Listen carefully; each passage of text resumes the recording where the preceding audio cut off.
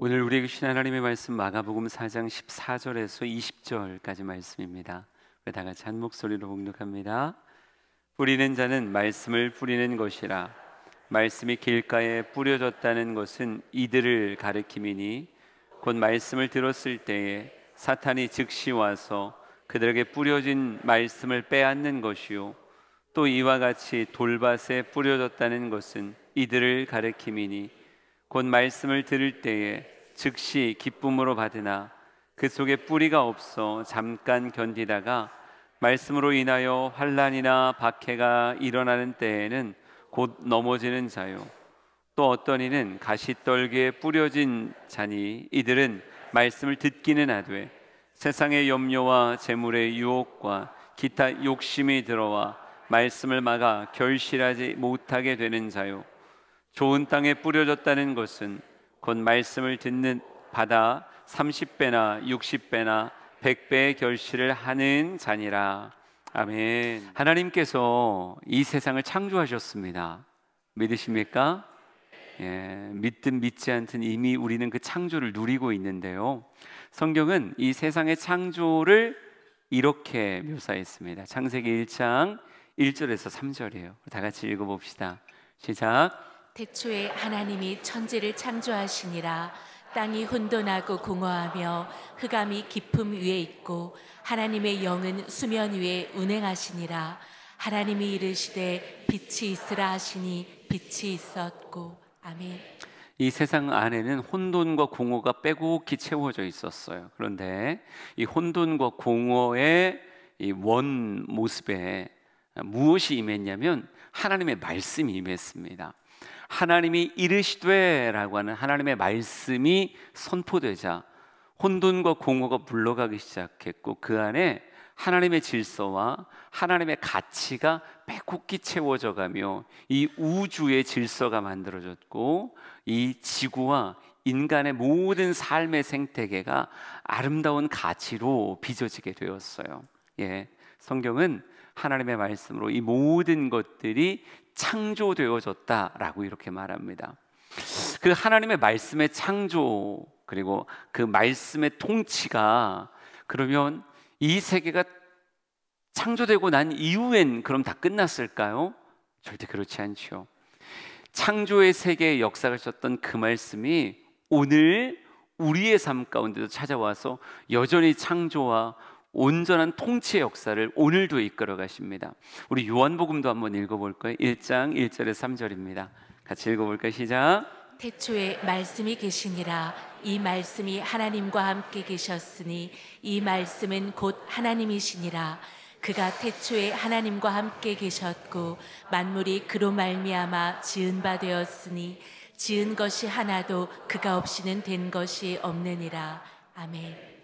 성경의 말씀에 관하여 요한복음이 문을 여는데, 나중에 이 말씀이 곧 하나님이시다라고 고백하며 예수 그리스도와 연결합니다. 그러니까 예수 그리스도는 창조의 때의 말씀의 하나님으로 창조의 역사를 성부와 함께 하셨고요, 그리고 육을 입고 이 땅에 오시고 그리고 이후로 성령님과 함께 하면서 여전히 말씀을 가지고 인생을 새롭게 하고 인생의 재창조의 역사를 이끄시는 것을 성령께서 또 예수 그리스도께서 기뻐하세요. 그래서 예수님의 사역이 무엇이냐라고 물으면 말씀의 사역이다, 이렇게 말하고 싶습니다. 성경 복음서 예수님의 수많은 행적들이 있지만 결국은 또 다른 이르시되라고 하는 수많은 말씀들이 이루었던 그 사역의 이야기가 복음서에 빼곡히 채워져 있다라고 말해도 과언이 아니라고 생각해요. 여러분, 그래요. 주님은 말씀으로 이 세상을 창조하셨고 말씀으로 인생에게 찾아오셔서 말씀과 함께 하나님의 일들을 이 땅에 이루시는데, 이런 말씀의 역사가 참 놀라운 하나님의 일하심의 통로가 된다라고 하는 걸 하나님도 알고 우리도 알아요. 그럼 누구도 알까요? 사단도 알아요. 오늘 그래서 이 사단이 말씀의 사역을 회방하고자 한다라고 하는 것을 조금 더 디테일하게 성경 안에서 좀 살펴볼 생각입니다. 성경은 사탄을 상징이 아닌 실제의 존재로 일관성 있게 묘사하고 있어요. 창세기부터 계시록까지 사단의 실제, 실존, 그러며 이 사단이 인생으로 하여금 죄와 타락을 조장하고 하나님을 거역하는 대상으로서 사람을 어떻게 보면 하나님의 사랑의 대상인 사람을 흔드는 실제적인 모습을 행하는 것을 성경은 묘사하고 있어요. 그러니까 우리가 예수를 믿는다라고 얘기했을 때 사단과 사단의 역사에 대해서 이야기하면 누군가는 거부감을 갖는 사람이 있어요. 그런데 여러분, 우리 안에 거부감이 든다? 그냥 내 생각이고 내 생각보다 더 중요한 건 하나님의 말씀인데, 하나님의 말씀이 긍정하는 걸 내 생각으로 재단하는 건 그건 진짜 어리석은 일입니다. 우리가 말씀을 나눌 때 말씀을 회방하려고 하는 사단의 역사가 있다. 왜? 말씀 안에 창조력이 있고 말씀 안에 새로운 질서와 가치를 만드시는 그 하나님의 일들이 있기 때문에 하나님의 대적자인 사단은 어떻게든 이 말씀의 역사를 막으려고 해요. 그래서 오늘 이런 이야기들을 마태복음 4장에 마가복음 4장에 씨 뿌리는 비유가 쭉 나오는데 예수님의 이 비유에 대한 해설의 모습이 나오거든요.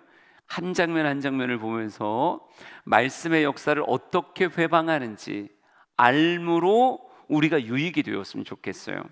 우리 지피지기면 백전백승이라고 얘기하는데 나를 알아야죠. 근데 누구도 알아야 돼요? 적도 알아야 되는 거예요. 적도 알고 싸움을 싸울 때 우리는 백전백승할 수 있는 인생 될 줄 믿습니다. 마가복음 4장입니다. 14절 15절부터 하나씩 살펴보죠. 14절 15절 시작. 뿌리는 자는 말씀을 뿌리는 것이라. 말씀이 길가에 뿌려졌다는 것은 이들을 가리킴이니 곧 말씀을 들었을 때 사탄이 즉시 와서 그들에게 뿌려진 말씀을 빼앗는 것이요. 아멘. 하나님은 뿌리는 역사를 하길 원하세요. 그래서 예수 그리스도의 삶도 말씀을 계속 뿌리는, 그러니까 말씀을 만나야 인생의 공허와 허무가 사라지니까, 혼돈이 사라지니까. 그러니까 예수님은 늘 진리의 말씀을 우리에게 흩뿌리길 원하시는 것이 예수님의 마음이고 예수님의 실제 사역이란 말이에요. 그러면 마귀는 당연히 어떻게 하겠어요? 첫째는 말씀의 씨앗이 뿌려지지 않게 하려고 하겠죠. 예수님의 말씀을 듣지 못하게, 예수님의 말씀의 자리에 서지 못하게 할 거예요. 지금도 우리는 이렇게 행복하게 예배하고 있지만 수많은 사람들은 말씀의 자리에 서지 못하고 말씀을 듣지 못한 채 인생을 살아가는 사람들이 참 많습니다. 여러분, 이 세상에서 하나님의 말씀을 제거하면 남는 건 혼돈과 공허예요. 그들의 삶이 무엇을 누리고 살아가고 있든 하나님의 말씀이 없으면 전부 다 혼돈과 공허의 삶을 벗어날 수가 없습니다. 그런데 얼마나 많은 사람들이 여전히 혼돈으로 인생을 살아가고 공허로 인생을 살아가는지 정말 가슴 아프죠. 그러면 그들은 그럴진데 그래도 우리는 이곳에 와서 말씀을 듣고 성경을 가슴에 품고 있으면 이제 우리를 향한 사단의 방해는 없는 것인가? 라고 말했을 때 오늘 성경은 이렇게 말해요. 곧 말씀을 들었을 때 사탄이 즉시 와서 그들에게 뿌려진 말씀을 빼앗는 것이요 라고 이렇게 말하고 있어요. 사단은 뿌려지는 것을 원하지 않아요. 그런데 뿌려졌다면 무엇한다고요?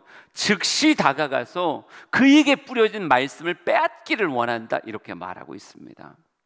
그러니까 여러분, 우리가 보이지 않는 하나님의 역사가, 예수 그리스도의 역사가 말씀의 자리에 우리와 함께하듯 사단도 은근히 은혜가 있는 곳에 침투해서 무엇하려고 해요? 말씀의 씨앗이 그 안에 간직되지 않도록 이것을 빼앗아가려고 하는 그런 시도들을 하고 있습니다. 말씀을 잊게 만들고 말씀이 진짜 그곳에 떨어졌는지 흔적을 찾을 수 없게 만드는 거예요. 여러분, 이런 일들이 실제로 우리의 곁에 좀 가깝게 있다는 생각을 한번 해봤었습니다. 혹시 이런 이야기 들어보셨어요? 짧은 영상이 뇌 변형을 가져온다, 뭐 이런 말 들어보셨어요? 요즘 뭐 쇼츠나 릴스나 우리에게 주어진 스마트폰이 꼭 복만이 아닌 게 우리에게 과도한 영상을 보여주며 영상에 중독되게 만들었어요. 이건 아이들만의 이야기가 아니라 장년들의 이야기이기도 합니다. 저도 밤에 누워서 잠을 자려고 하면 핸드폰을 들고 우선 일어날 시간을 맞추죠. 일어날 시간을 맞춰놓고 어느새 루틴이 된 것 같아요. 그냥 누우면 자기 전에 뭐 이런 영상들 있잖아요. 한 10개 한 그렇게 쓱쓱 넘겨보면서 재밌더라고요.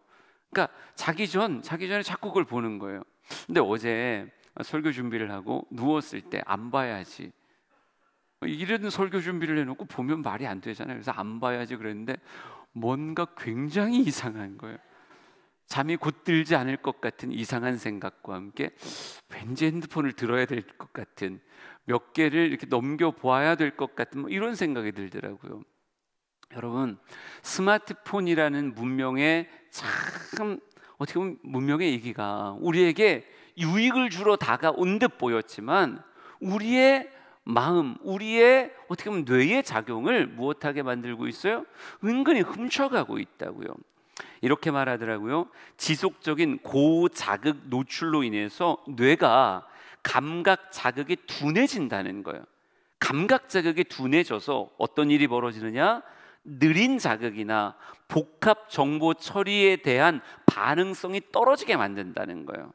그러니까 빠른 자극이 아니라 느린 자극, 단순함이 아니라 복합 정보에 대한 처리를 뇌가 어려워하기 시작하고요, 심지어 거부하기 시작한다라고 말하고 있어요. 그래서 이 뇌를 수동적으로 만들어서요, 집중력 저하, 기억력 감퇴, 어떻게 보면 해석력이라고 하는 것 자체를 저하하게 만드는, 그러니까 뇌를 불균형하게 만든다는 거예요. 어린아이들에게 이게 참 어려운 거는 뇌 전체를 사용하지 못하게 만들고 시각적인 자극에만 반응하게 만드는 거예요.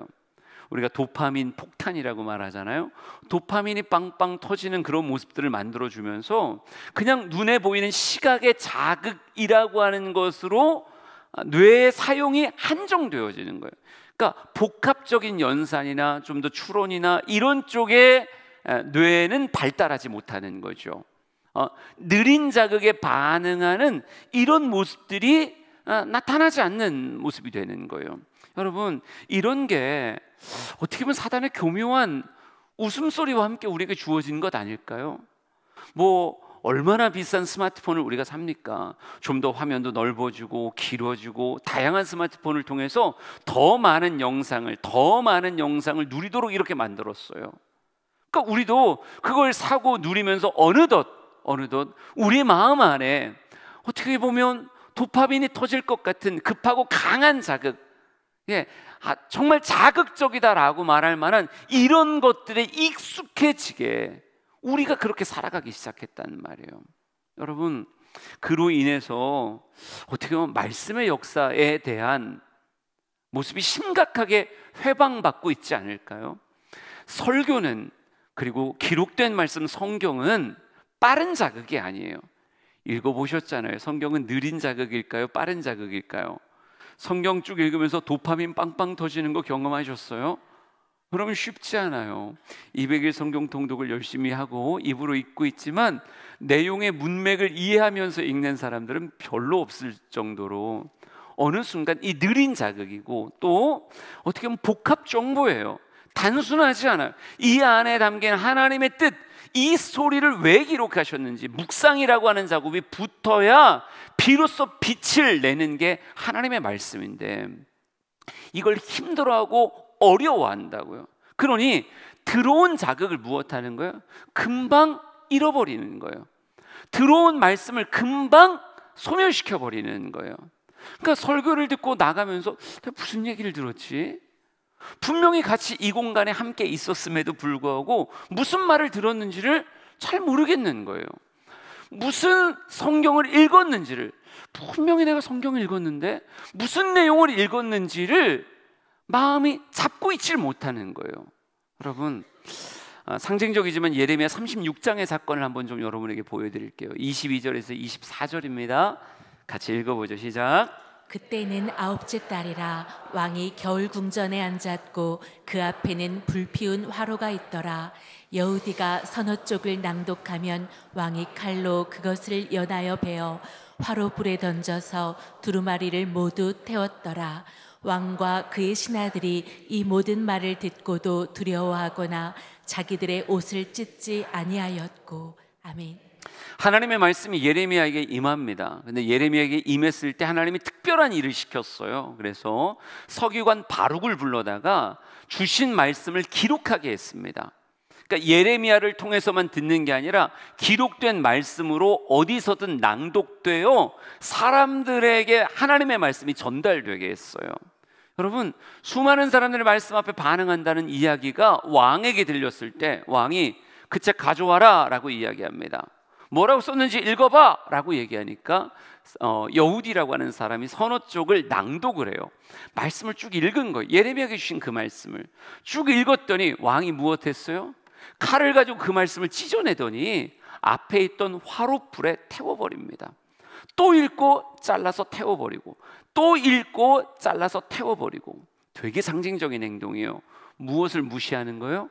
하나님의 말씀을 무시하려고 하는 거고, 하나님의 말씀이 간직되지 못하고 재생산되지 못하도록 없애버리는 일을 왕이 하더라 하는 거예요. 여러분, 어느덧 이런 시대를 살아가고 있는 것 같아요. 성도들조차도 하나님의 말씀을 힘겨워해요. 설교를 듣는 걸 힘겨워하고 성경을 읽는 걸 힘겨워합니다. 그래서 심지어 20년을 신앙생활했는데 아직 한 번도 성경을 읽어보지 않은 사람들도 허다하고, 그렇게 긴 시간 설교를 들었음에도 불구하고 말씀을 어떻게 듣고 받고 간직하는지에 대해서 여전히 어색한 사람들이 많아요. 여러분, 여러분은 설교하는 저를 보지만 저는 여러분을 보잖아요. 여러분의 표정과 눈빛과 몸짓이 다 보여요. 여러분, 자신 있으세요?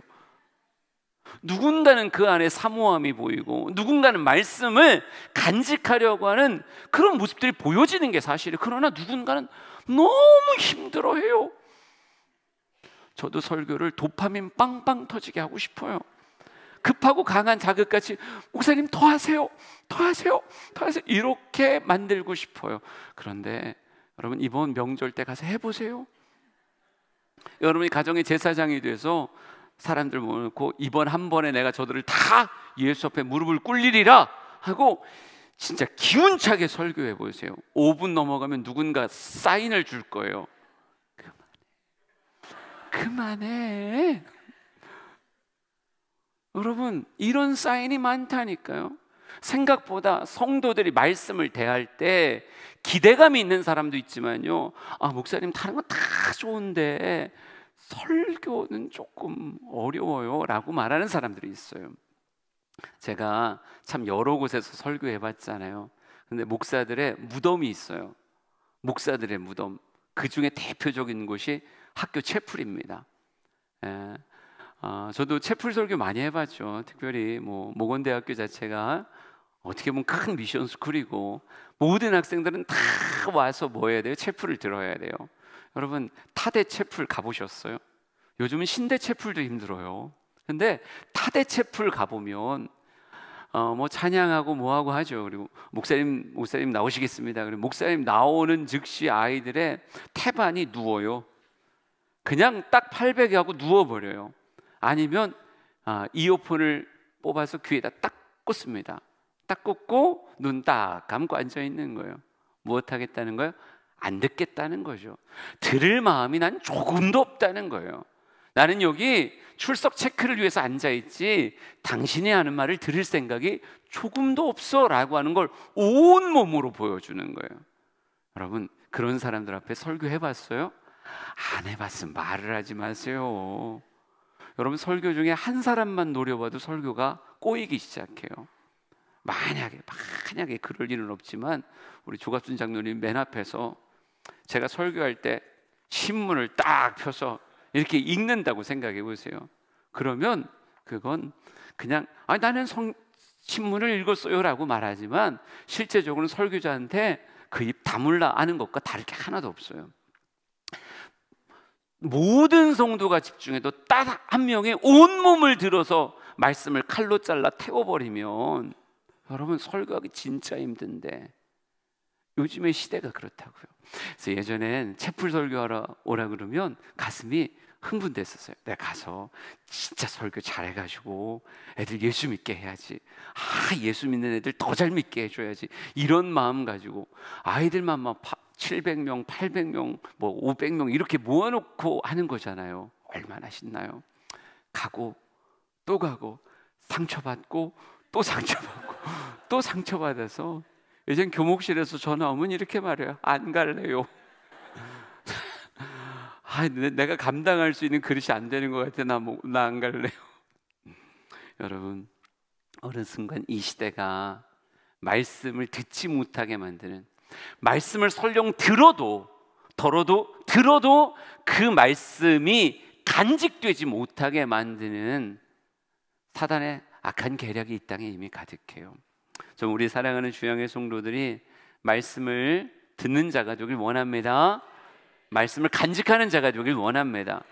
듣고 간직할 수 있어야 그 씨앗에서 뿌리가 나오기 시작하는 거지.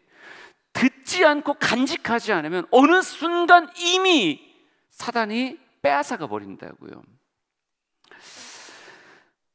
그 다음 성경 말씀 한번 읽어볼까요? 마가복음 4장 16절, 17절 두 절의 말씀을 한번 읽어봅시다. 같이 읽어요. 시작. 또 이와 같이 돌밭에 뿌려졌다는 것은 이들을 가리킴이니 곧 말씀을 들을 때 즉시 기쁨으로 받으나 그 속에 뿌리가 없어 잠깐 견디다가 말씀으로 인하여 환난이나 박해가 일어나는 때에는 곧 넘어지는 자요. 아멘. 두 번째 모습을 돌밭에 뿌려졌다 이렇게 표현하고 있어요. 말씀을 들을 때는 즉시 기쁨으로 받았대요. 즉시 기쁨으로 받았는데 그 안에 제대로 된 뿌리가 내려오지 못해서 말씀으로 인한 환난과 박해가 일어나면 곧 넘어진다 이렇게 쓰여져 있어요. 상상해봤어요. 말씀의 씨앗을 받습니다. 잘 간직했어요. 간직하면 뿌리가 나오게 되어 있어요. 그런데 이 말씀이 뿌리가 내려져서 경작되기 시작하면 반드시 무엇을 만나게 된다? 말씀으로 인한 여러분, 사단의 방해도 물론 있겠지만 말씀 자체가 뿌리 내려지기 위한 과정 안에 뭐가 있다는 거예요? 나름 박해, 나름 환난이 있다는 거예요. 그러니까 이걸 넘어서지 못하면 뭐 한다? 넘어지게 된다. 이렇게 성경에 쓰여져 있어요. 여러분, 이런 말씀으로 여러분에게 좀 비유를 해볼게요. 요한계시록 10장 9절 10절입니다. 이 말씀 한번 읽어보세요. 시작. 내가 천사에게 나아가 작은 두루마리를 달라 한즉 천사가 이르되 갖다 먹어버리라. 내 배에는 쓰나 내 입에는 꿀같이 달리라 하거늘 내가 천사의 손에서 작은 두루마리를 갖다 먹어버리니 내 입에는 꿀같이 다나 먹은 후에 내 배에서는 쓰게 되더라. 아멘. 여러분, 천사도 이야기해요. 뭐라고 말합니까? 입에는 달 거야. 그러나 배에서는 쓸 거야 라고 말해요. 실제로 요한이 말씀을 받아 먹어보니까 정말 그래요. 입에는 단데 배는 뭐예요? 써요. 어떻게 보면 입은 첫맛이고 배는 소화되어 실제로 양분으로 만들어지는 과정일 거라고 말할 수 있잖아요. 여러분, 말씀의 원래 모습이 그렇구나. 입에는 달아도 이게 실제로 소화되어지는 과정 가운데서는 쓸 수 있구나. 여러분, 누군가는 말씀을 듣는 즐거움을 아는 사람이 있어요. 설교를 듣는 즐거움, 성경을 읽는 즐거움, 성경의 이런 문맥과 또 되어지는 모든 이야기들을 통해서 지식을 채워가는 게 너무 행복한 그런 사람들이 있습니다. 우리 주양교회 성서대학이 있잖아요. 새벽 5시 반에 해요. 1시간 반의 강의를 합니다. 성경 가지고 강의하는 거예요. 여러분, 그런데 아무도 안 올 것 같은 그 시간에 그 자리에 생각보다 많이 온다는 사실 아십니까? 제가 이런 이야기하면 친구 목사들이 그게 말이 되냐, 어떻게 새벽 5시 반에 와서 1시간 반 강의를 듣냐, 세수는 하고 오냐?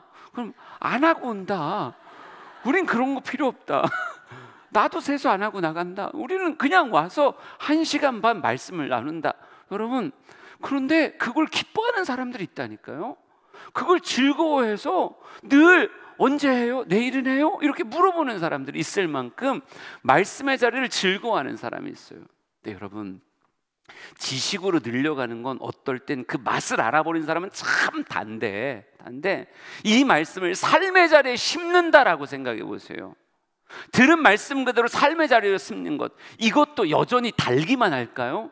그렇지 않다고요. 말씀이 심겨지기 시작하면, 말씀이 소화되기 시작하면요, 그때부터 그 안에서 나오는 묘한 쓴맛이 올라와요. 왜요? 이 세상이 이미 마귀가 이 세상의 풍조 안에서 수많은 우리의 경작해야 되는 삶의 밭을 쓴뿌리가 가득하고 견고한지까지 딱딱한 돌떼기들이 잔뜩 담겨져 있는 이런 밭으로 이미 만들어 놨기 때문에 내가 살아갈 삶의 자리에서 말씀을 심었을 때 이 말씀에 대한 거부 반응, 말씀에 대한 저항의 모습이 우리의 삶의 자리에 이미 있단 말이에요. 그러니까 생명의 말씀을 갖다 심고 그 말씀을 키워간다라고 말했을 때 여러분, 그 과정은 늘 단맛이 아니에요. 쓴맛이라니까요. 어떨 땐 박해, 환란이라고 말을 하는 그런 모습으로 되어줄 수 있어요. 위드 119입니다. 한 영혼을 초청해서 같이 예배합시다. 나를 통해서 하나님은 예루살렘, 온 유대, 사마리아 땅끝까지 복음이 증거되길 원합니다. 당신 한 사람이 사람을 낚는 어부가 될 수 있고 수많은 사람을 복음으로 인도할 수 있는 기가 막힌 하나님의 소통의 통로가 될 수 있습니다. 여러분, 말씀을 들을 때 가슴이 뜨거워지는 사람이 있어요. 와, 내가 이번에 꼭 우리 남편을, 우리 아내를, 우리 자녀를 꼭 주님 앞에 세워야 되겠다. 우리 아버지 어머니를 꼭 주님 앞에 세워야 되겠다. 내가 일주일에 3번 4번 차도 마시면서 맨날 2시간 3시간 수다 떠는 내 친구, 내가 이번에는 꼭 예배 자리에 데려와야 되겠다. 이런 마음이 확 다가오면서 입에서 아주 달콤한 아멘, 아멘, 이거 아이고 달콤해라, 이런 표현이에요. 아멘. 위드 119 아멘, 뭐 합시다. 아멘, 아멘, 이럴 수 있단 말이에요. 그래서 이 달콤한 마음을 가지고 이제 이걸 갖다 심어야 되니까 집에 가서 남편 바라보고 얘기를 하는 거죠. 여보, 내가 꼭 할 말이 있어요. 우리 10월 한 달 동안 위드 119 한다는데, 여보, 당신 같이 가면 안 돼요? 같이 가면 내가 맛있는 거 사줄게요. 여보, 같이 가요. 그랬더니 뭐라 그래요? 너 나가. 너만 나가, 왜 나한테 그래? 이제 교회 가게 해줬더니 자꾸 나까지 끌고 가는 거요? 더 이상의 자세한 묘사는 생략하도록 하겠습니다. 여러분, 이런 얘기 들으면 이게 꼭 돌로 맞은 것 같아요. 마음 안에 멍이 든다고요. 아니, 말을 해도 왜 그런 식으로 말하냐고요. 왜 눈을 그렇게 세모나게 뜨냐고요. 왜 사람이 그렇게 하냐고요. 여러분, 이게 때로는 우리에게 박해가 될 수 있고 이게 환란이 될 수 있어요. 말씀을 그대로 심었더니 이 심는 말씀이 뿌리를 뻗기까지의 과정이 결코 만만치 않더라는 거예요. 그러니까 나는 즐거움으로 받았었는데 어느 순간 심었을 때, 소화될 때, 쓴맛이 밑에서 쫙 올라올 때 화들짝 말씀의 씨앗을 뱉어버리는 사람들이 있다라고 말할 수 있어요. 여러분, 세상에 이런 방해와 저항의 모습이 있다라고 하는 것을 천사는 알고 누구에게? 요한에게 말하잖아요. 입에는 달 거야. 그러나 뱃속에선 쓸 거야. 그러니까 우리도 이걸 인정해야 된다고요. 말씀이 심어지는 과정 안에선 결코 여전히 단맛만 있는 게 아니라 때로는 쓴맛도 있구나. 근데 이 쓴맛이 어디로 가는 길이에요? 더 큰 결실로 가는 길이다라고 하는 것을 우리가 알 수 있어야죠. 그러니까 여러분, 우리가 진짜 현명한 농부라고 얘기한다 그러면 이 소중한 씨앗이 심겨질 때 이걸 방해하는 수많은 돌들을 무엇해야 되는 거예요? 골라내고 돌과 싸울 수 있는 모습이 있어야죠. 어떨 땐 바위 하나가 심겨져 있을 수 있어요. 바위를 캐낸다는 게 얼마나 어려운 건데요. 그러나 이것 가지고 정말 결실을 맺겠다고 얘기하면 여러분, 왜 돌이 있어? 라고 불평하기보단 돌을 하나하나 골라내는 농부의 수고가 있어야 뿌리를 내리고 자라기 시작할 거란 말이에요. 오늘 성경 말씀 베드로전서 5장입니다. 8절에서 9절이에요. 한번 읽어봅시다. 시작. 근신하라 깨어라 너희 대적 마귀가 우는 사자같이 두루다니며 삼킬 자를 찾나니 너희는 믿음을 굳건하게 하여 그를 대적하라. 이는 세상에 있는 너희 형제들도 동일한 고난을 당하는 줄을 알미라. 아멘. 세상에 살고 있는 모든 믿음의 형제들이 당하는 동일한 고난이에요. 뭐가요? 사단의 방해라는 것이. 사단의 방해, 인생의 돌짝이 가득한 그 모습이 이 땅에서 믿음을 가지고 살아가는 형제들이 겪는 동일한 고난이라고요. 그러니까 목사의 삶도 말씀을 심으면 쓴맛이 올라오는 거고, 장로님도 삶의 말씀을 심으면 때로는 쓴맛이 올라오는 거예요. 그 누구도 예외 없이 동일하게 사단의 방해, 사단의 어떻게 보면 거센 저항을 만날 수밖에 없기에, 여러분 박해를 당연시 여겨야지, 때로는 어려움을 당연시 여겨야지. 뭐 환난이란 단어까지 쓰고 싶지 않아서 하여간 그래요. 박해와 환난을 당연시 여겨야지. 무조건 내가 심으면 앞으로 잘 자라겠지. 이건 우리의 상상이지 우리의 현실은 아니다라고 하는 말이에요.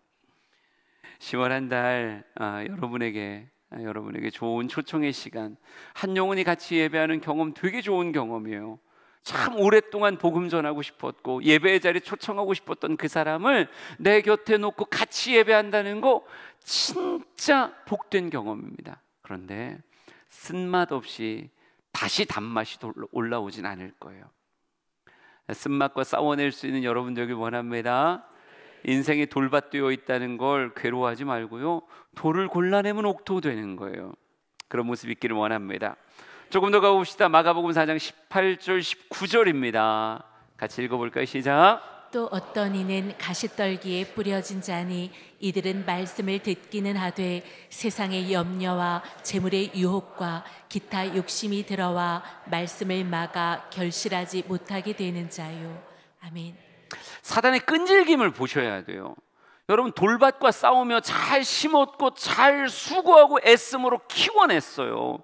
여러분 하나의 씨앗이 떨어져 뿌리가 내려져서 결실 직전까지 키워낸다는 게 쉬운 일일까요?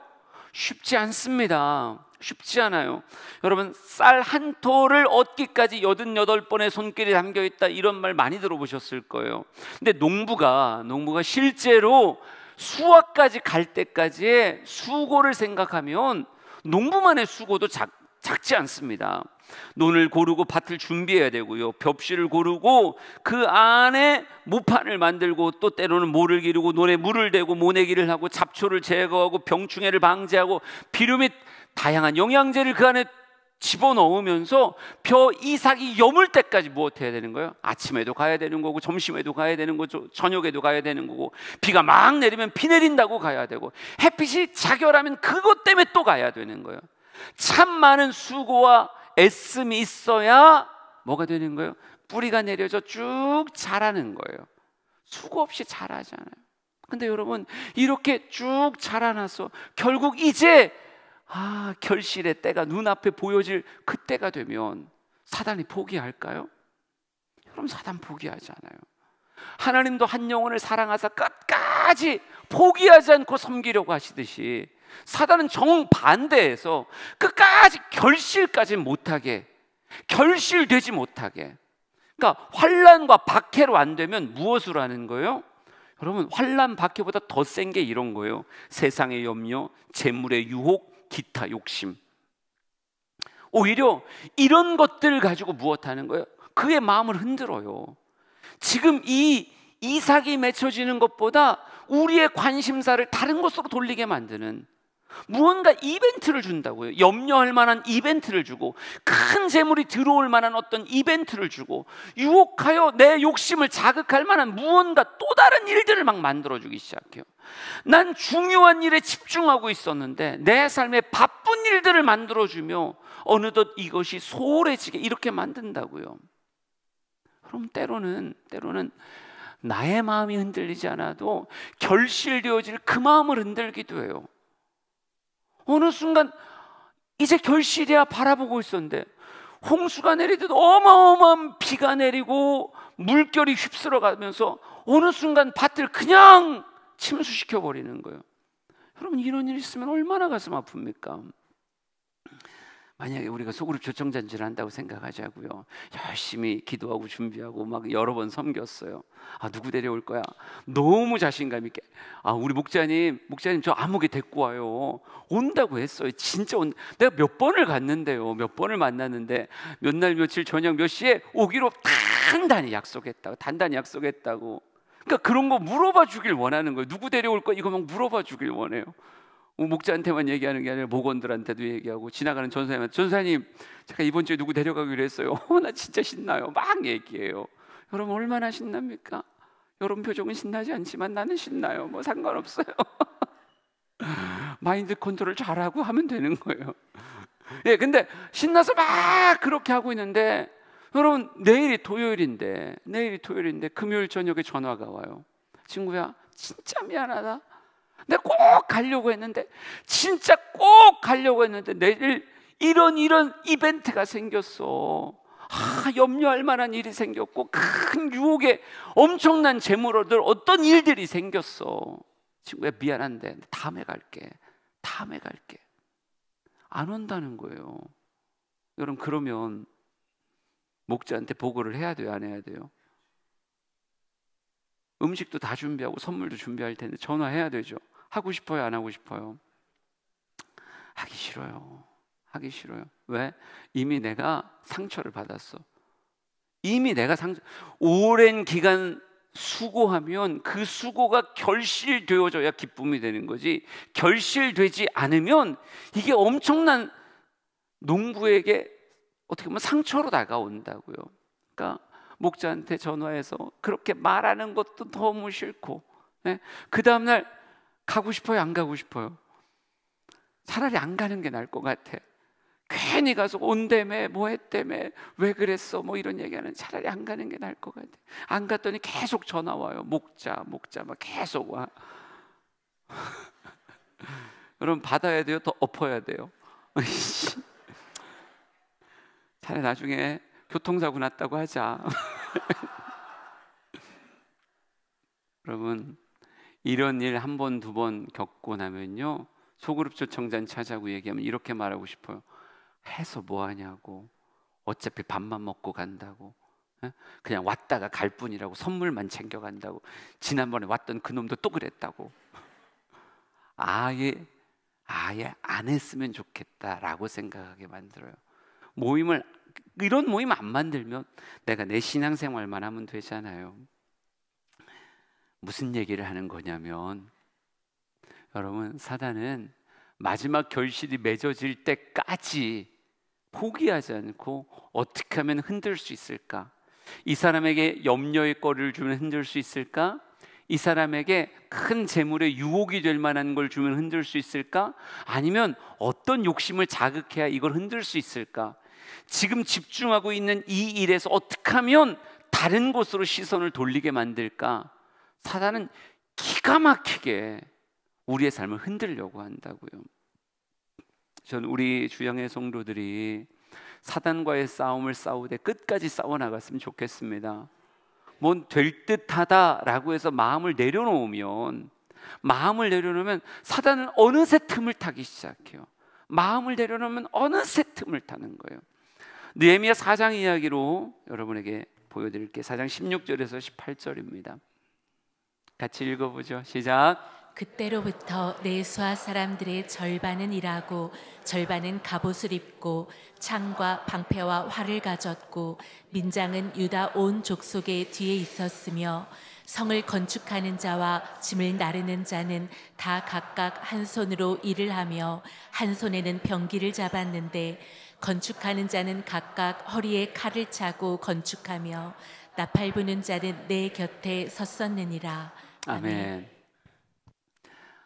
건축이 잘 되고 있어요. 무너졌던 성벽을 건축해가는 느헤미야의 대역사가 잘 이루어지고 있습니다. 얼마나 공기도 빨리 나오는지 52일 만에 모든 일들이 다 완성되어지잖아요.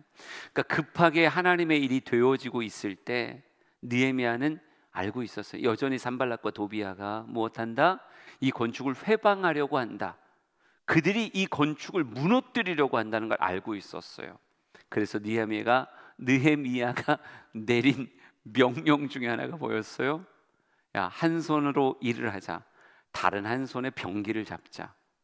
한 손으로는 일을 하지만 한 손으로는 병기를 잡으며 만약의 사태를 여전히 대비하는 삶의 지혜를 보여주고 있다는 말이에요. 여러분, 결실까지 갈 때 어느 순간 가시덤불이 우리에게 다가올 수 있다고요. 그러니까 무엇하면 안 돼요? 마음을 내려놓지 말고 하나님의 결실의 때까지 끝까지 집중할 수 있는 모습이 우리에게 있어야 될 것입니다. 그러니까 예수님께서는 시험에 들지 않게 깨어있어 기도하라. 어느 순간 마음 내려놓고 깊은 잠에 빠지면 가시덤불이 우리를 애워쌀 수 있으니까, 마지막 결실을 맺지 못하게 만들 수 있으니까 무엇하라는 거예요? 깨어있으라는 거예요. 깨어있고 정말 기도해야 이 마귀의 역사를 막을 수 있으니까, 이런 유가, 기도 외에는 이런 유가 나갈 수 없다고 말하니까 시험에 들지 않게 깨어있어 기도하라. 우리 사랑하는 성도들이 끝까지 결실 맺어질 때까지 마음이 흔들리지 않도록 기도하고 그의 마음도 흔들리지 않도록 기도할 수 있는, 중보할 수 있는 우리 모두가 되길 간절히 소망합니다. 그래요. 가시덤불도 넘어설 수 있어야 되는 거예요. 넘어서면 어떻게 될까요? 마가복음 4장 20절 성경 말씀 같이 봅니다.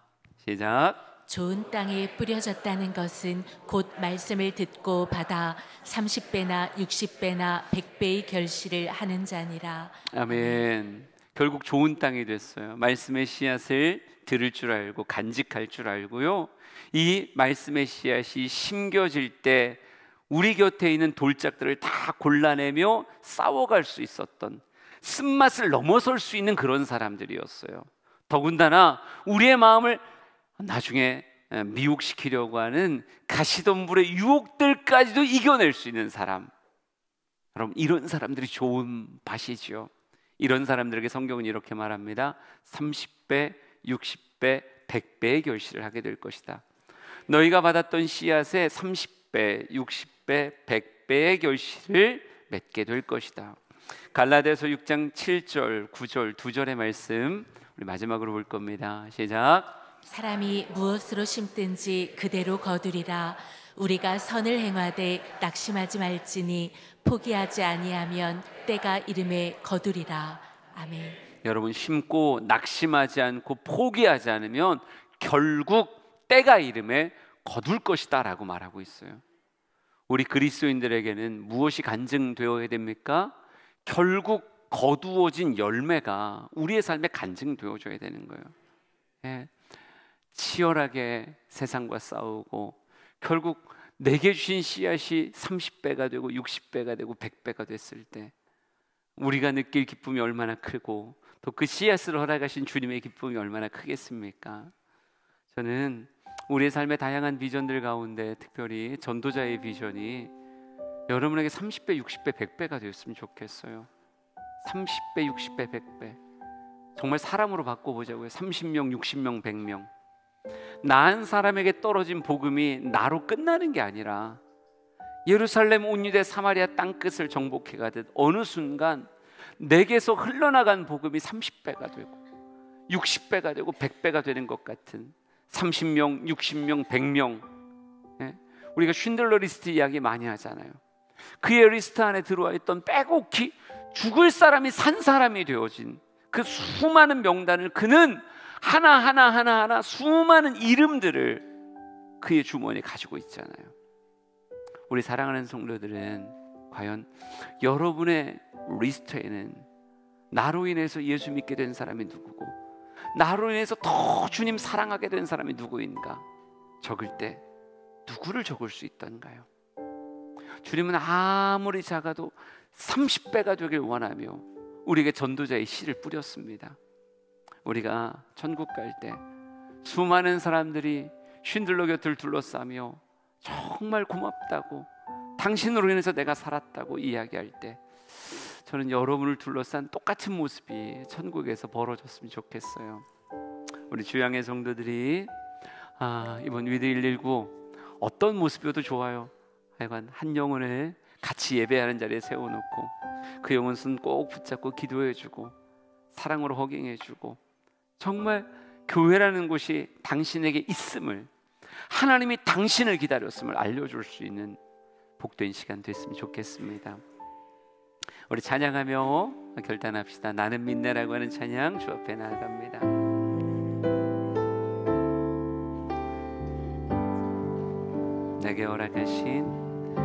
내게 허락하신 시련을 통해 나의 믿음 더욱 강하게 자라나고, 험한 산과 골짜기 지나는 동안 주께 더 가까이 나를 이끄시네. 내가 겪는 시험이 어렵고 힘겨워도 내 주님보다 크지 않네. 내 앞에 바다가 갈라지지 않으면 주가 나로 바다 위 걷게 하리. 나는 믿네. 주의 능력으로 내 삶 새롭게 되리. 나는 믿네. 주의 능력으로 담대히 나가리라. 주와 함께 싸워 승리하리라. 날마다 믿음으로 나 살아가리. 나는 믿네. 나는 믿네. 주의 능력으로 내 삶 새롭게 되리. 나는 믿네. 주의 능력으로 담대히 나가리라. 주와 함께 싸워 승리하리라. 날마다 믿음으로 나 살아. 다시 한번 나는 믿네. 아멘. 주의 능력으로 내 삶 새롭게 되리. 나는 믿네. 주의 능력으로 담대히 나가리라. 주와 함께 싸워 승리하리라. 날마다 믿음으로 나 살아가리. 우리 시간 기도합시다. 하나님, 말씀의 실력자 되기를 원합니다. 잘 받아내고 간직하는 자가 되게 하시고, 심어 열매까지 결실까지 나아갈 수 있게 하여 주시옵소서. 우리 소망하며 주여 한 몸을 쥐고 같이 기도합니다. 주여. 하나님, 우리 주영의 성도들이 말씀의 실력자가 되길 원하오니 한 사람 한 사람이 말씀과 함께 삶을 걸어가는 병된 모습 되게 하여 주시옵소서. 성령이여 임하소서. 성령이여 내 삶을 이끄시옵소서. 하나님, 우리 살아가는 주영의 성도들이 믿음으로 세워지길 원합니다. 말씀을 대하는 태도가 달라지게 하여 주시고, 말씀으로 결실까지 나아가는 모습이 우리 안에 있게 하여 주시옵소서. 결코 흔들리지 않게 하시고, 아버지 말씀과 함께 늘 삶의 결실에 놀라시는 아름다운 삶 되게 하옵소서. 하나님 감사합니다. 우리 삶을 지키시옵소서. 우리의 인생을 지키시옵소서. 우리의 삶을 지키시옵소서. 오 하나님 감사합니다. 오 하나님 감사합니다. 우리의 삶이 흔들리지 않게 하시고 믿음으로 걸어가게 하시옵소서. 성령이여 임하시오. 성령이여 임하시오. 하나님의 능력으로 아버지 아름다운 결실까지 갈 수 있는 우리의 삶을 되게 하옵소서. 하나님의 사랑 하나님의 은혜 하나님의 역사가 있게 승리하리라. 날마다 믿음으로 나 살아가리. 하나님, 우리 안에 말씀을 대하는 삶의 실력이 있기를 원합니다.